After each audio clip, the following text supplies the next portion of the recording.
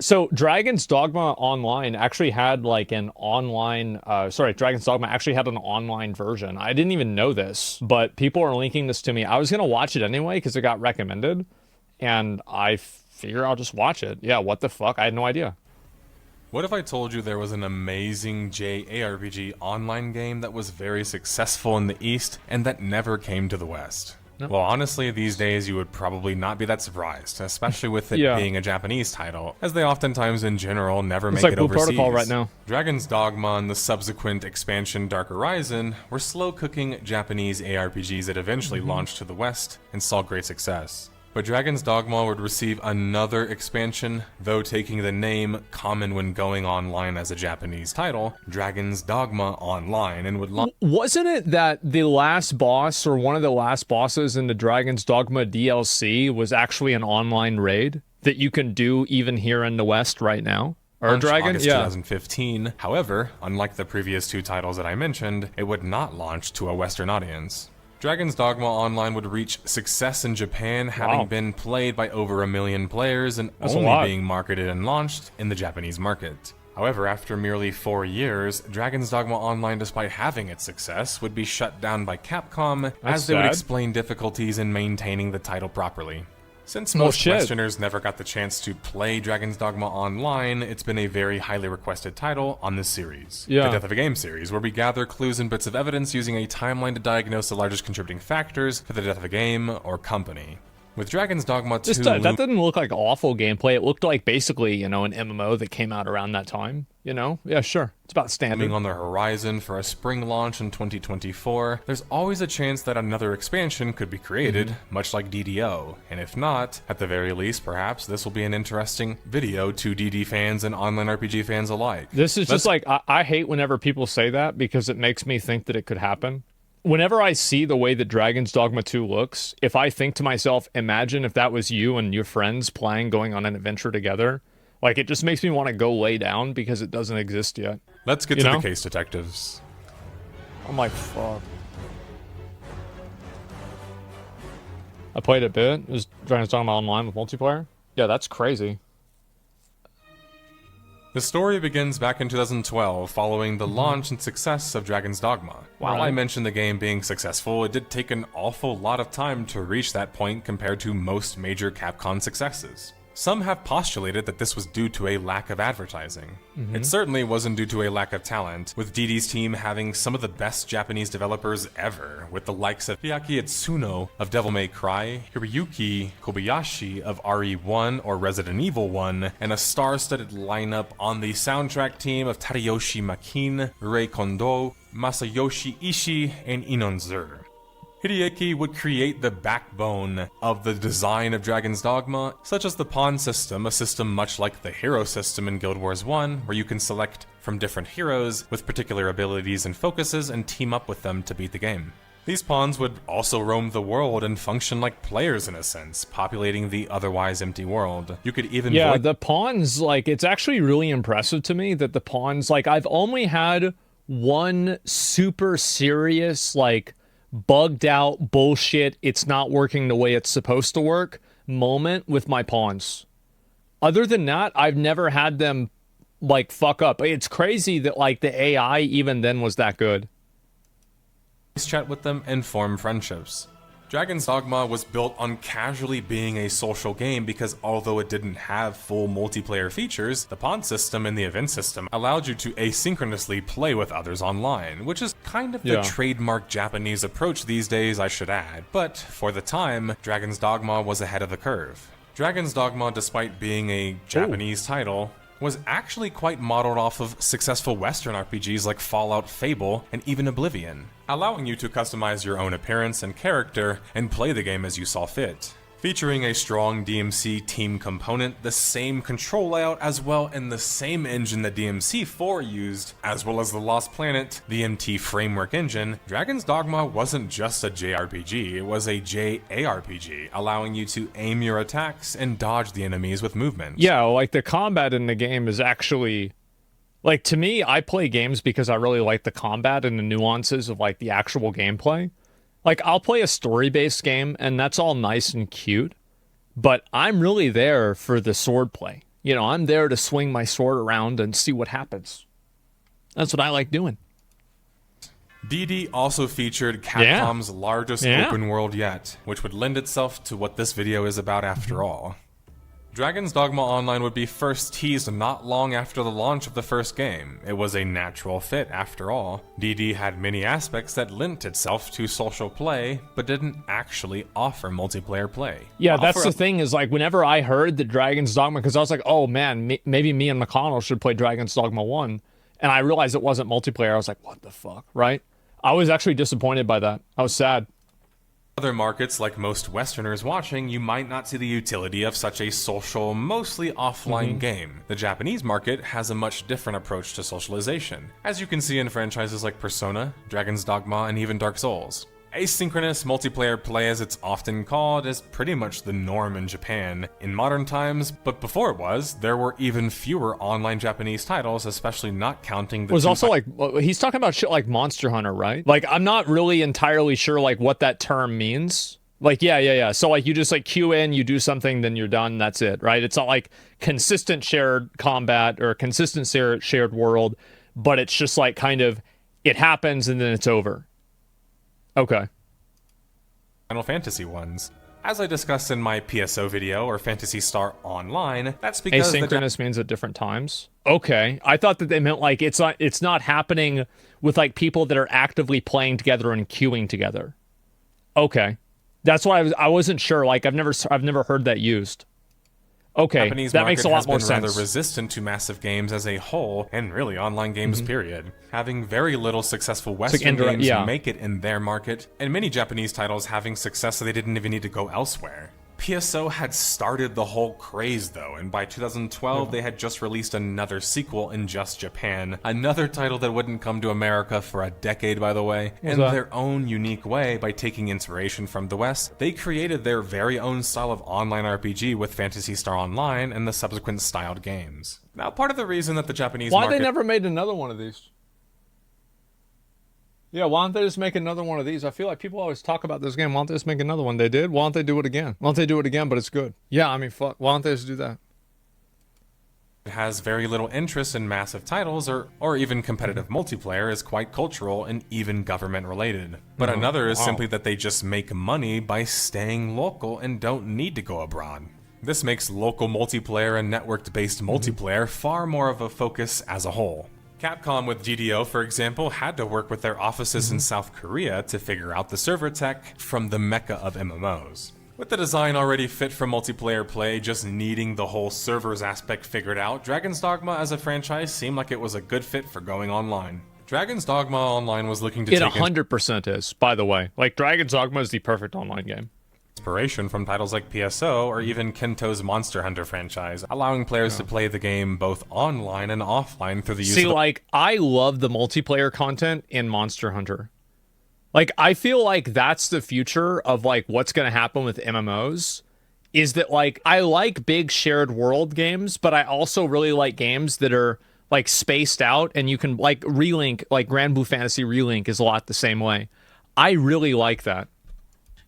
Pawn system. It lets me solo, yeah, exactly. Kaneshita, the lead director on Dragon's Dogma, Dark Arise, and now DDO, while there had been requests for multiplayer functionality from our customers, we gave priority to creating Dark Horizon as a version 1.5 of Dragon's Dogma because we had just released that game worldwide.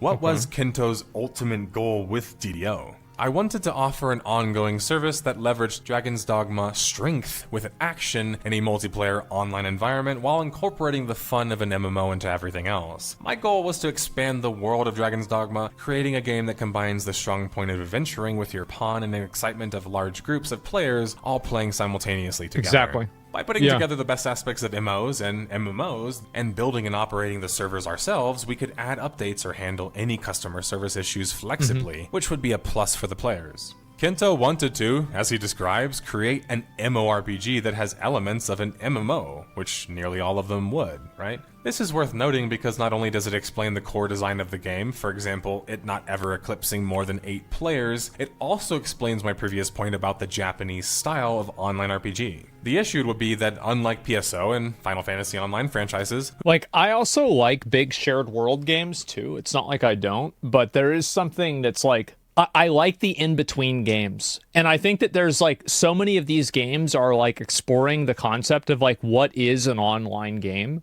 And I think it's been good for people to understand like where value comes from whenever you're playing with other random people.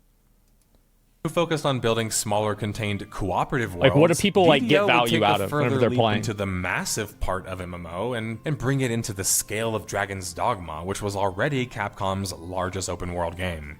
It goes further than easy money and cultural reasons for Japanese design. Another reason is simply put that they do this style of game the best. In my opinion, Japanese developers are the best at creating the feel of a world in the smallest of online games. Think of things like Animal Crossing. DDO venturing further away from a Japanese style of design, being largely a Western-based RPG, was going to cause some serious problems later on.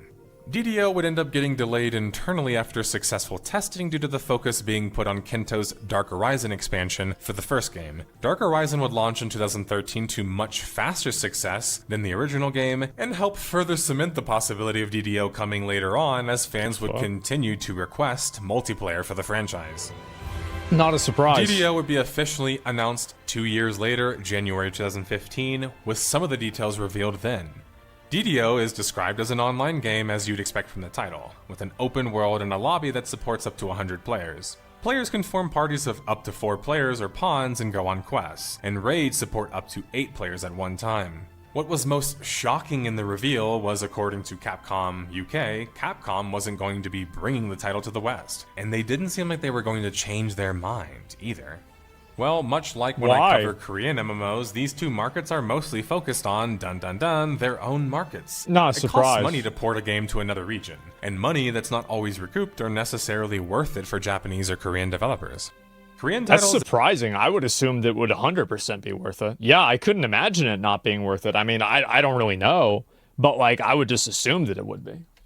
Eventually end up in the West. It just takes time. Japan seemed to be unique in not even allowing their titles to even make it to the West period, and perhaps the simplest answer that I have been told by a source in Japan is just that it's free real estate. AKA, it's easy money, and that stands for far more in Japan than massive possibilities.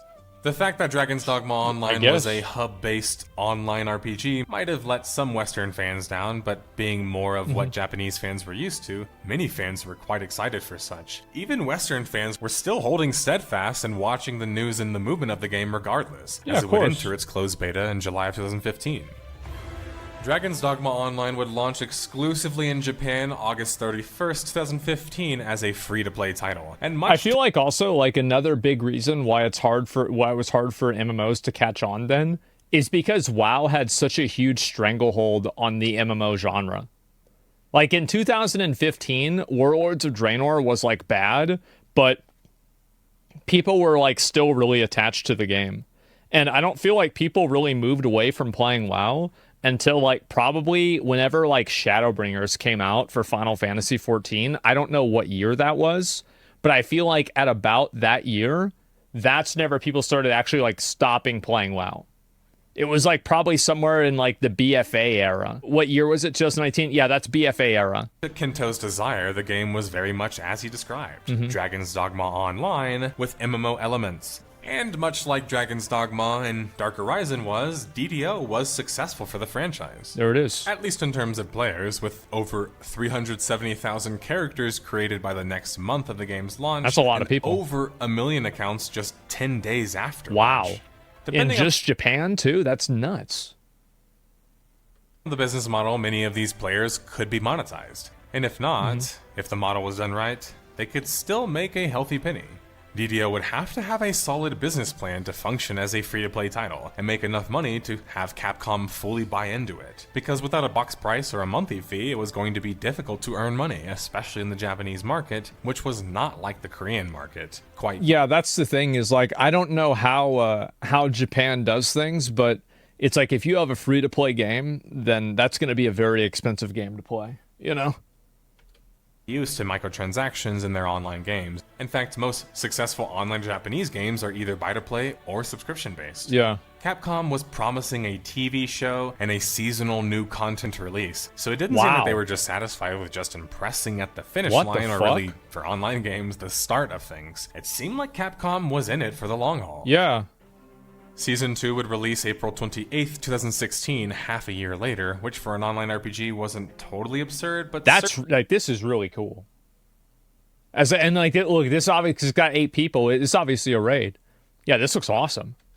Certainly a lengthy time to add content or have significant updates. With new zones and threats to take on, players would have their content desires sated for just a little bit longer, but it would start to highlight a problem from the beginning. Capcom, not experienced in multiplayer games at the time, was known for being slow even amongst Japanese developers. There were some serious fears that they would take far too long to add additional content to the game, especially with the rise of Square Enix's Final Fantasy XIV and the continued success of Sega's Phantasy Star Online. Japan had some serious competition, even if the games offered some unique aspects among them.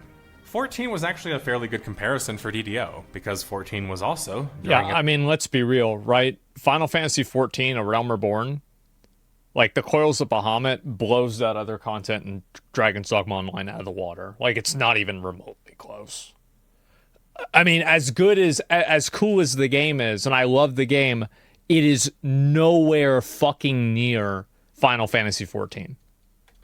It's a Realm Reborn version, at least, modeled after in some ways the most Even though I like the combat in Dragon's Dogma more than the combat in Final Fantasy XIV. Popular Western MMO. WoW. Dragon's Dogma, as you remember, was successful in some ways the most popular Western MMO. WoW. That's what I thought. That's who I thought it was. That's who I thought it was. Uh-huh. Dragon's Dogma, as you remember, was successful in being a Japanese attempt at a Western RPG. The problem being they couldn't just copy WoW's design necessarily, because their game was fundamentally different, even before deciding to take it online. Dragon's Dogma was a massive open-world ARPG, an aspect that WoW doesn't have anymore, or in the case of the latter, it never had, because it's a tab target game. This meant that Dragon's Dogma was a unique title certainly, but was closer to PSO and a traditional JRPG online title by design. DDO was this unique hybrid title. The problem would be that much of what the larger aspects of the game had were just fairly lacking.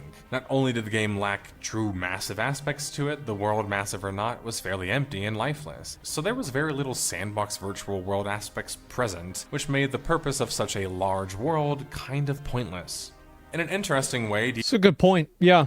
DDO is a lesson into why you have to commit, ultimately. Final Fantasy XIV, being a tab target game already, was able to commit to being more like another Western tab target game, and find its uniqueness and success in that. DDO... Well, I don't even know if I agree with that. I actually think that Final Fantasy XIV really started to feel some, like, serious success was in, like, Stormblood and Shadowbringers.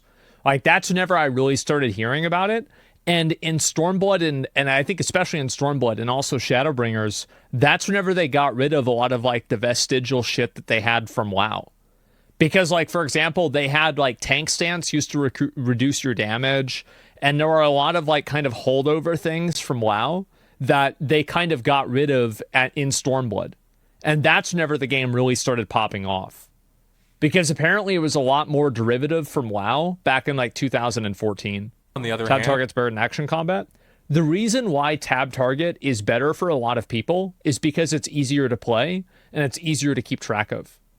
And the truth is that, like, a lot of MMO players, people that are MMO gamers, they're not that good, right? It's not like these are not people that are, like, super gamers. They're just MMO players and they're grinders.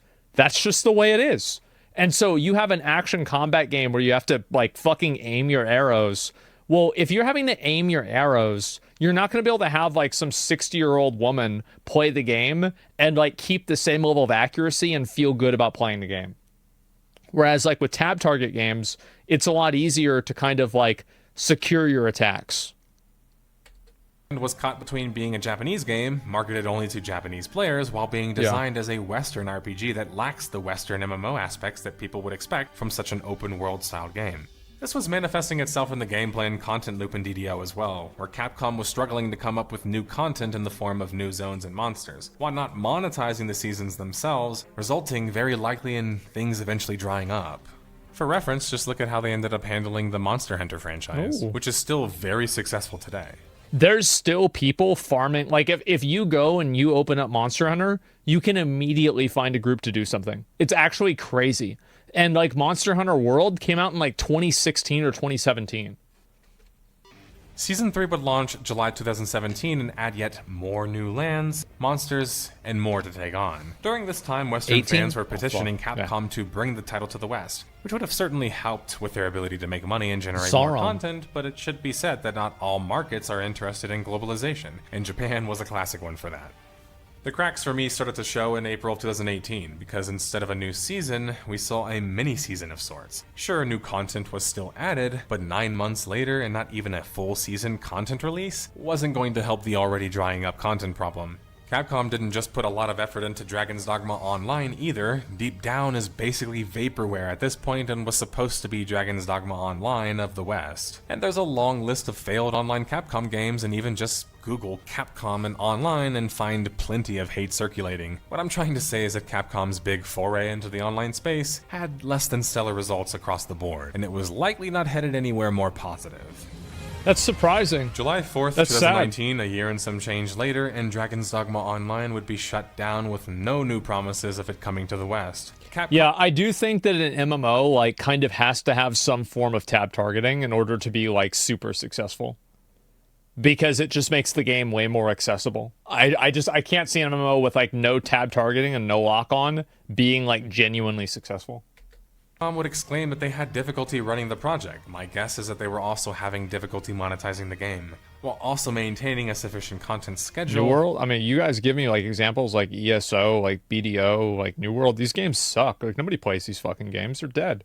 Like compare that to like WoW. Like they're nothing even close. Like they're these tiny fucking games compared to WoW. Like yeah, of course people play BDO. Yeah, sure. But like I'm talking about in terms of like being a big game. Like you can have, listen, like you can have a game like this for sure, but like it's just never going to hit a wide audience. It's never going to be a big audience game in the same way that like World of Warcraft used to be. It's just not going to happen. Which is the classic difficulty in virtual worlds.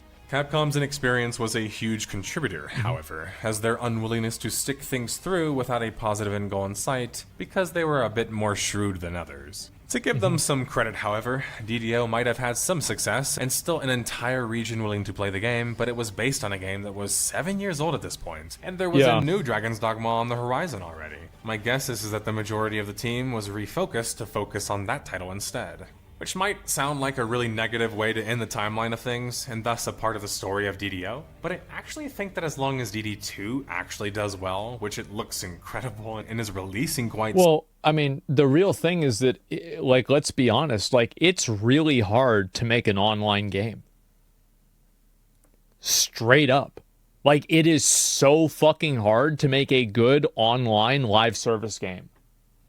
Because if it wasn't hard, you'd see more people doing it. Like, you have the biggest studios in the world that are trying to make live service games, and they keep failing.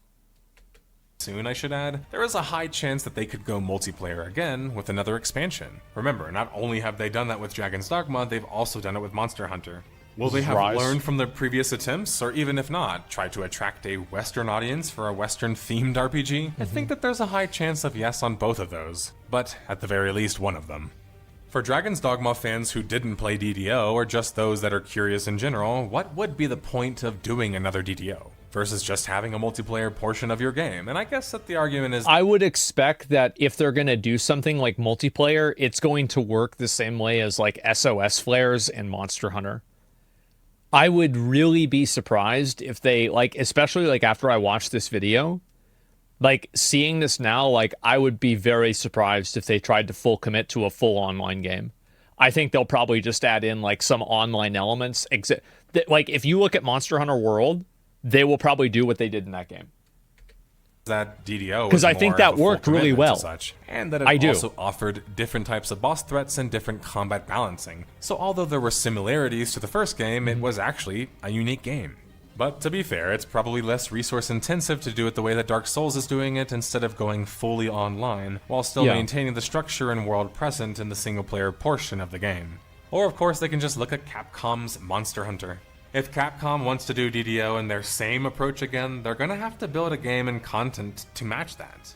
Dragon's Dogma 2, on the other hand, continues to impress, and bringing with it classes that not even MMOs or MMORPGs are even confident pulling off, like the unique Trickster class, a non-combat class that serves as a debuffer and a taunt. Well, and it's also like, here's another point of subtext here. This type of class, like a Trickster, probably wouldn't work in an MMO. Like these things work because it's a single player game. Because whenever you have like a consistent online world with raiding and dungeons and shit like that, whenever you add in weird classes, you're either going to have a situation where the class is OP as fuck, or you're going to have a situation where nobody plays it and people hate it. That's generally what happens. Like, look at, for example, Augmentation Evoker. Look at, let's see, do we have a couple of other, Dancer? I don't know about that. They can't control it. Exactly, yeah. Demon Hunter's still OP. Not like they used to be, though. And so I think that really, like, having really weird classes like this is so much easier to do whenever you're playing a single-player game, because people aren't grading the class on, like, a numerical basis versus every other class on the same level of intensity that they would for a multiplayer game. Due to the design of Dragon's Dogma, it will always remain so attractive for MMORPG and MMO fans alike, especially with such a lack of ARPGs. Although DDO was killed merely 4 years after live and it never made it to the West, the good news is that it's nearly completely playable single-player or multiplayer with friends while setting up your own server. That's weird. Check out the Discord link on screen or in the description for more information, or check out the GitHub information. DDO is nearly completely playable offline, allowing you to issue text commands to your pawns, customize them, and even customize how they fight. And if you want to play on a server with your friends, you can still do that as well. There's a couple video guides out there on how to get things set up, but joining the Discord is probably the best place to start. Wow, I had no idea about that. With the music playing, we have reached the end of the timeline and have gathered enough clues to put this case to rest. Why did Dragon's Dogma Online die? And why did it fail to come to the West? Well, it was Japanese market focused. The developers handling it had a lack of experience that they've largely fixed since then. A lack of content. It had unrefined and conflicted game design. Well, it never came to Besides the first one here, like these three, like how many online games have that problem? Holy fuck. Like New World, Lost Ark, oh god, Tower of Fantasy, Jesus. The West. And I'm conflicted with my final point because many signs do point to that being a significant negative and the reason that the game failed, and obviously abroad especially. Without a Western audience, you are lacking the majority of the kinds of players that would be interested in playing a Japanese-made, Japanese online Western-style ARPG. It just feels too logical to ignore that point. Not to mention, more players and a larger audience would have likely resulted in more of them make more money. making money, of course. Yeah. But I mentioned being conflicted because part of me wonders just how much of that really mattered. If Capcom already had a poor business model and content plan to go with it, meaning that things would have been kind of inevitable no matter the region in a sense. And well, like this is what's happening right now with Blue Protocol. Blue Protocol, like people in Japan aren't happy with Blue Protocol. The game came out, it's only in Japan, it's going to come to global audiences later on, and overall the feedback that I've seen has been pretty much all negative. So why is it that, like, if it comes out here, it's not like it's going to be amazing here. Like Lost Ark, for example. Like Lost Ark came out, and then whenever the game started having problems here, it was also having problems in Korea. Like, I don't think that, like, Japanese and like, American players are, like, totally different. It's not like there can be a game that's, like, has no content, and the Japanese players are going to love it, and the American players won't. I feel like if it's having problems in Japan, it's not like porting it over here and everybody's going to love it here. I don't think it's that simple. I think in a lot of cases, like, gamers are looking for kind of the same thing everywhere. But there are differences, can increase your problems and sometimes not really make the money worth it in the end. I think it should be mentioned that if Capcom or any other non-Western company decided that if they didn't want to release their game to the West, and if they do, they're not going to cater to them, well then that's their decision as artists and thus business people. Especially if their personal views on what success is are going to differ from what ours are or others. But by the same token, online RPGs, no matter if they are Japanese, Korean, or Western, are popular globally, and the most popular in the West. It's just that Japanese or Korean titles, for example, can be successful without ever having to even appeal to Western fans or even launch in their respective markets, with Western players just playing more games and playing more of a variety of them. We do want regions to keep their cultural identity and uniqueness, don't forget that, and if being slow to release globally or at all globally is part of that process, I think it's worth it in the end, right? That being said, Yeah, I still sure. personally really want to see DDO or DDO 2 or a similar Japanese ARPG title launch in the West and I just, like, as I said, I think that the big problem is the fact that it doesn't have a lock on. I really think it's a huge big deal. I think that there are so many MMO players that are fucking garbage that can't play games even like New World. New World isn't a lock on. I do. I think it's that important. It sounds crazy, but like I played WoW for a long time. The skill floor is too high. That is a perfect way to say it. Because there are so many MMO bots. And like, if you think this isn't true, go back and watch my reacts to the classic WoW hardcore death clips. Those are fucking bots, bro. Those are bots. If you take away their targeting, they're never going to be able to play the game. I'm sorry. It's not going to happen. That's why, for example, like, look at what are the top two biggest MMOs? As far as I know, it's World of Warcraft and Final Fantasy XIV, both tab targeting MMOs. actually launch for once on time. There Not it is. 10 years later or never. Thanks for watching. After it happened, I expected someone to do something. I expected parents to show up with questions and concerns. I thought the police would have done more, but nothing happened. Nothing changed. What the fuck was that? I never even heard of that. Really? I figured ESO, but it's my lane. I mean, ESO, like, again,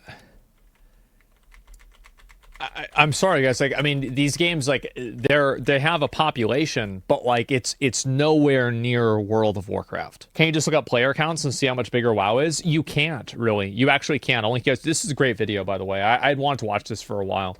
Give the video a like. You guys liked it. I definitely did.